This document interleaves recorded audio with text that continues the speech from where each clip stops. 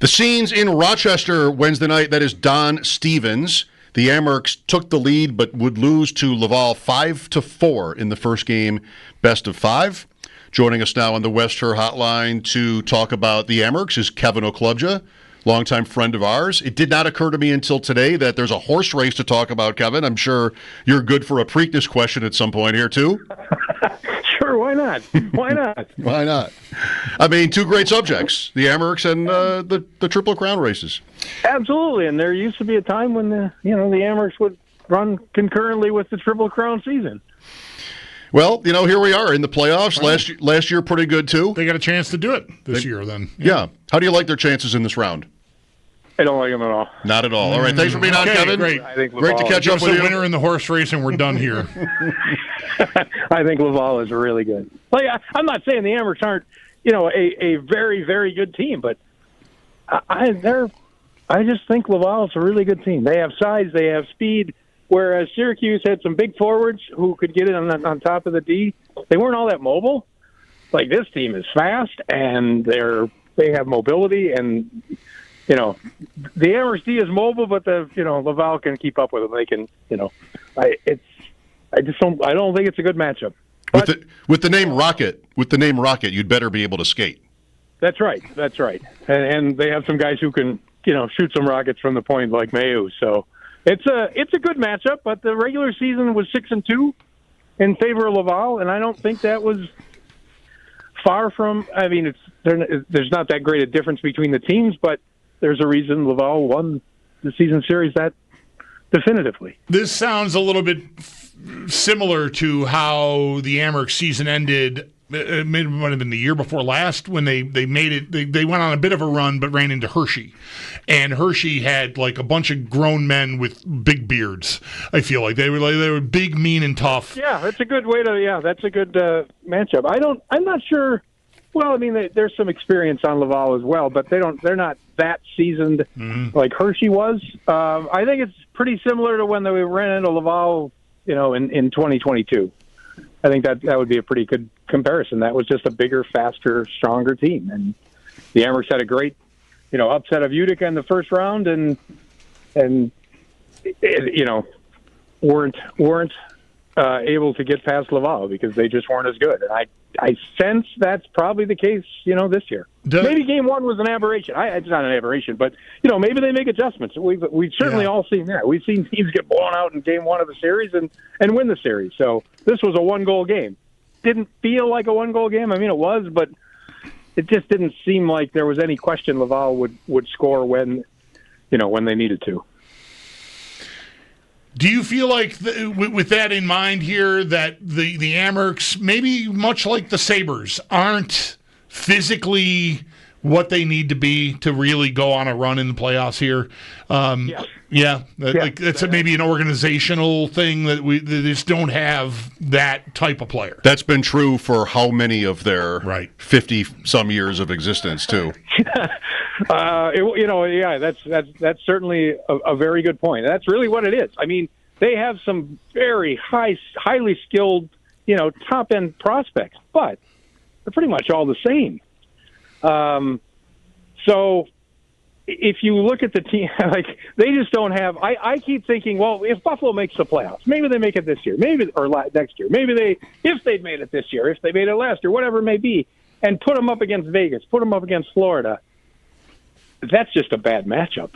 Yeah. Those are not good matchups. Put them up against Dallas. Those are bad matchups. Granted, if you're putting them up against Dallas or Vegas, you're in the finals. But kind of the teams I'm looking at that just they don't match up well there.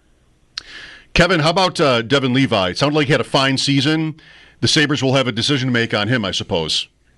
Yeah, I think he's proven he can play, and he can play in the NHL. Will he be a star there? I don't know. I don't see him as a Ryan Miller yet. But the year he had and some of the games he had against Syracuse in that quick short series. He shut out a team twice in the playoffs. That's a pretty rare feat in this league and for this franchise. So I like him. I think he's cleaned up some things. There aren't a lot of bad goals, as many as there were last year. I think he has a future. What they do, they have, again, there's decisions to make in a lot of places, but more goalies coming in and the incumbent, and now him seemingly showing he's ready to move up next year. It's a good question what they do. Yeah, I was wondering. I don't want to be done talking about the series and the Amerks here, Kevin, but I wonder if it feels at this point like it would be a disappointment, maybe to the organization, if not certainly to Levi, if he doesn't establish himself in the NHL next fall. Yeah, I mean, with the year he had here, I mean, he certainly deserves the chance. Now, if he goes up there and doesn't play well, then okay, he still can come back here. But he needs to be given that chance because he's proven he deserves it. Maybe, training camp shows that as well. But, I'm not going to tell the front office what to do. I've done that for 30 years and they never listen. So I'm not going to, keep trying. Don't give up, Kevin. They need all the help they can get. They need all the help they can get. Don't give up. Kevin, we need you. We all need you. Come through. Well, who else is coming now, right? I'm sorry if you're not ready for that. I feel like there's a potential crowd coming in the crease. I didn't even look it up. I'm sorry. I just have same here. I thought I saw they signed a couple guys. One of the European guys is ready to come over, and so like there could be another guy they want to sort of give a pretty decent role to in Rochester, and Levi staying behind maybe could complicate that for them organizationally. Right, or is he ready to be a backup, or does he split with UPL? Things they have to decide, and it's one of many questions they have. Yeah. So, how have you found him experiencing being down there? He has embraced it as well as you possibly can. He's totally into it. He speaks highly of the city. He can't say enough good things when it comes to, talking about the fans or when he's on the mic as the first star after a game. He went into the playoffs with a newly designed, helmet mask with all Rochester themes. So, that I think says he's all in. He has been all in, and that's important. You can't just, even last year he said, "This is my team. I'm here.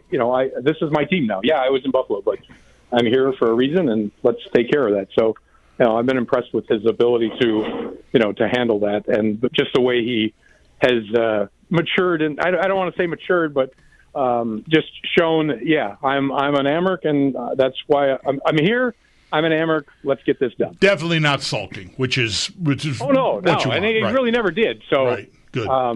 But just very much like I said, embracing the city and what it's about, and the fans, and they certainly. He's by far the most popular player here. Has he got a golf course on that mask? I mean, Rochester's a great golf town. He does not. I did a story on it as the playoffs were about to start, or maybe it was after Game 1. It might have been after Game 1. It was so long ago. My gosh. That's right, 13 days off will do that to you. Last winter. Right. But he's just got he's got the Amerk Moose, and the Moose is holding like a bubble tea and tacos. And as I wrote, who knew that a moose had hands? But this moose does. The bubble tea, like he said, he and a bunch of the players, a bunch of his teammates go for bubble tea every now and then, and in his words, love that stuff. They have Taco Tuesday at the rink every Tuesday, so he, put a couple of those things on. The back of his mask is the front of the hotel where he stayed all year here. He's just kind of one of those extended stay hotels. Yep. Made it easier than renting an apartment, and that's on the back of his mask. And the other side is Ryan Miller, and then one of the equipment guys. All right. Who once got in the shooting room downstairs and played goal and was a high school goalie, and that kind of shows how much he's embraced the team. Yeah. When he's got the assistant equipment guy or locker room attendant on his mask. Pretty good. Yeah. Kevin, 14 years without the playoffs for the Sabres. It really does blow your mind. The NHL has never. It can't happen. It's impossible. It just seems like it should be impossible. It's never happened. That's. I was going to say that's more improbable than a team going 50-some years without a Stanley Cup, or 60-some, or whatever the Leafs are at now. But yes, that's not possible either. And it's in a league that had 12 teams at the time, and since then, it's crazy. How can you go 14 years without making the playoffs? Do you have any sort of big, knowing that you're not going to call the front office and give them your advice? We've established that. But do you have some sort of like big picture mode of attack for the Sabres? Like blow it up, ride it out, something else? I don't think blow it up. But I do think they have enough high quality prospects that there are teams that need skill forwards. Move a couple. Find a deal. Here's Owen Power's a big guy. He's the type of defenseman they need as far as size goes, but he doesn't play that big. So how many, can you foresee that team with that defense getting past a Florida or those, teams that just come at you relentlessly and pound and pound and pound? I can't.